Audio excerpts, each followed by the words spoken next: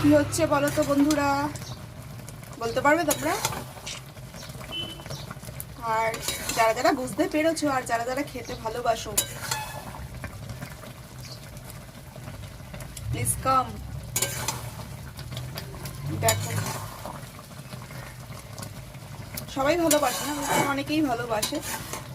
এগুলো দেখলে ভীষণ করে স্কুলের মানে স্মৃতি মনে পড়ে যায়। ছোটবেলায় স্কুলের গ্রিলের বাইরে হাত বাড়িয়ে বাড়িয়ে এগুলোই খাওয়ার জন্য কত পাগল হয়ে যেতাম।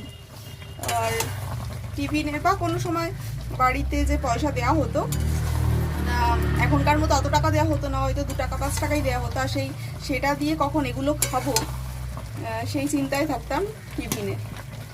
আর সেটা বাড়ি থেকে লুকিয়ে। আর তার সাথে থাকতো ওই কালো নুন, যেটাকে অনেকে কারেন্ট নুন বলে। তো এর সাথে জাস্ট অসাধারণ লাগতো।